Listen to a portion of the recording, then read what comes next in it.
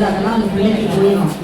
அதை அவங்க பண்ணுறாலே நம்ம மாமியார் அப்படி பண்ணுறாலே பண்ணுறாங்கன்னு எந்த மனுஷன் குழந்தை நல்லா வரணும்னு நல்லதே ஒரு மனுஷன் வைக்கலாம். ஒரு குழந்தை வந்து ஆரோக்கியமாகவும் வரணும். நல்ல நம்ம கருத்துக்களையும் அதை எடுத்துக்கலாம். நல்ல கருத்தையும் நினைங்க. பிள்ளைக்கு சொல்லிக் கொடுக்குறது பெரிய பிள்ளை இருக்கும். அந்த பிள்ளைக்கு சொல்லிக் கொடுக்குறீங்க.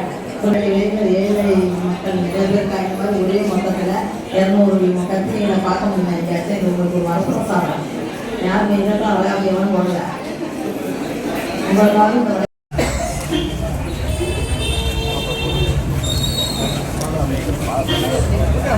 மற்றும் மக்கள் பிரதிநிதிகள்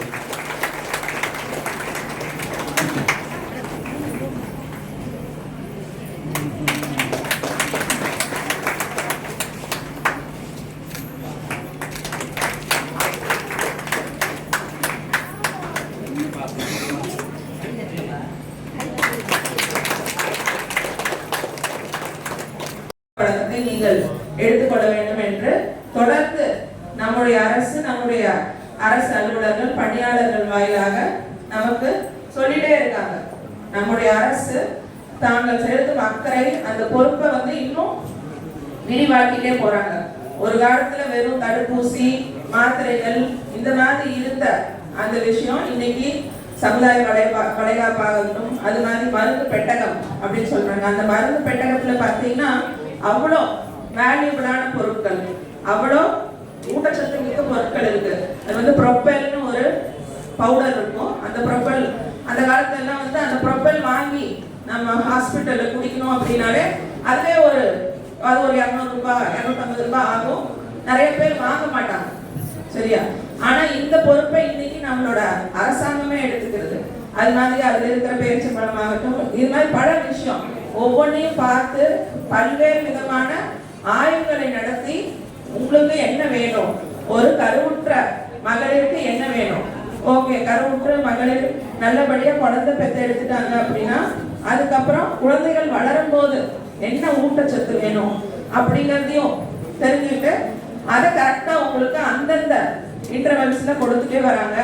நீங்க செய்ய வேண்டியது உங்களுடைய சுகாதார நிலையத்தில் இருக்கும் மருத்துவர்கள், உங்களுடைய கிராம சுகாதார செவிலியர்கள், அது மாதிரி காலையில இருந்தே இங்க இருந்த இந்த அங்கன்வாடி பணியாளர்கள் எல்லாம் ரொம்ப அழகா பாடல்கள் வாயிலாக நீங்க என்ன சாப்பிடணும், எப்படி இருக்கணும், எப்படி இந்த பீரியடை வந்து நீங்க சந்தோஷமாகவும் கவனமாகவும் கடக்க வேண்டும் என்று சொல்லிட்டே இருந்தாங்க.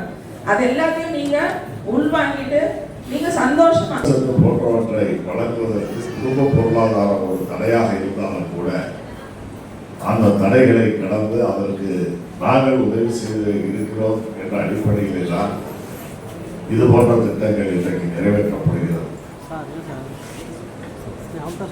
ஆகவே பிறக்கக்கூடிய கலைஞரை பற்றி குறிப்பிடுகின்ற நேரத்தில் சொல்வார்கள், கருவறையில் இருந்து கல்லறை வரை திட்டங்களை தீட்டி படிப்படியாக கருவுற்ற அந்த நிலையிலிருந்து அவர்கள் இறுதி வரை செல்லக்கூடிய அளவிற்கு அத்தனை காலகட்டத்திலும் திட்டங்களை தருகின்ற முதலமைச்சராக நம்முடைய முதலமைச்சர் கலைஞர் அவர்கள் இருந்தால் அவர் வழியில் இன்றைக்கு நம்முடைய மாநிலத்தில் முதலமைச்சர் தளபதி அவர்கள் இருக்கிறார்கள் என்றால் மிகையாக. ஆகவே நமக்கு பிறக்கக்கூடிய குழந்தைகள் ஆரோக்கியமானவர்களாக இருக்க வேண்டும் என்ற எண்ணம் யாருக்கு வரும்? ஒரு குடும்பத்தில் இருக்கக்கூடிய பெற்றோர்களுக்கு பெரியவர்களுக்கு வரும். அதே போல அந்த குழந்தைக்கு தாயாக தந்தையாக வரக்கூடியவர்களுக்கு அது அந்த அக்கறை இருக்கும்.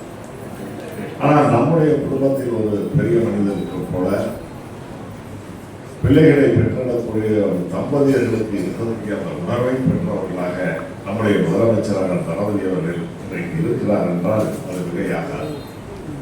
ஆகவே நமக்கு இந்த குழந்தை பேரு என்பதெல்லாம் ஒரு மிகப்பெரிய வரப்பிரசாதம். அதை அப்படி வரக்கூடிய அந்த வரப்பெற்று வரக்கூடிய அந்த குழந்தைகளை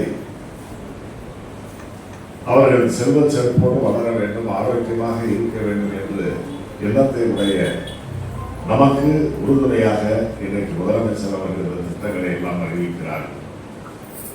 குறிப்பாக தாய்நடையக்கூடிய பெண்களுடைய பொறுப்பு, கடமை, சகிப்புத்தன்மை என்பது கணக்கிட முடியாத ஒன்று, எண்ணி நடக்க முடியாத ஒன்று.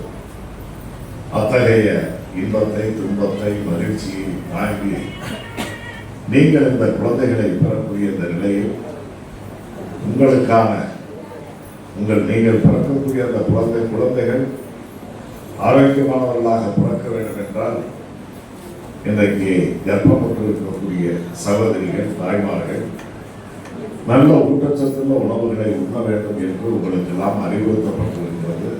சில சத்து பொருள்கள், உணவுகள் உங்களுக்கு துறையின் சார்பில், அரசின் சார்பில் வழங்கப்படுகிறது.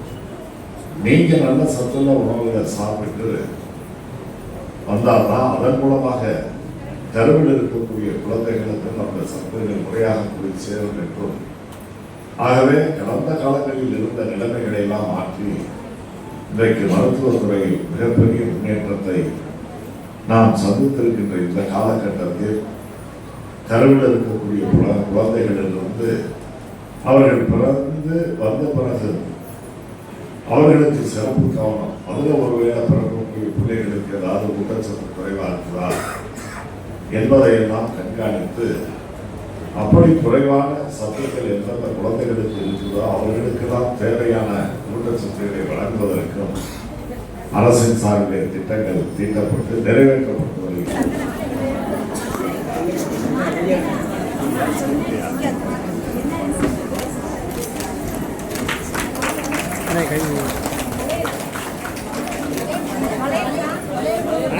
மொபைல்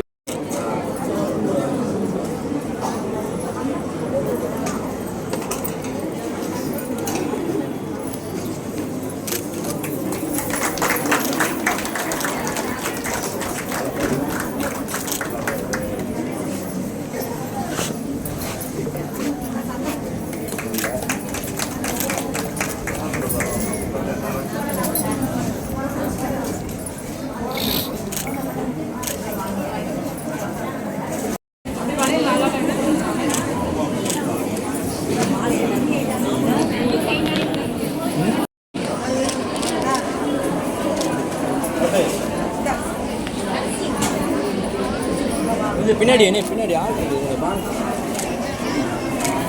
ஐயா ஐயா ஐயா அண்ணா கயிறு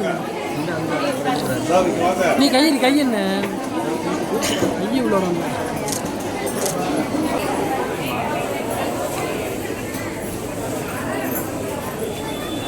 போட்டு அவ போட்டுவாங்க பின்னாடி போனா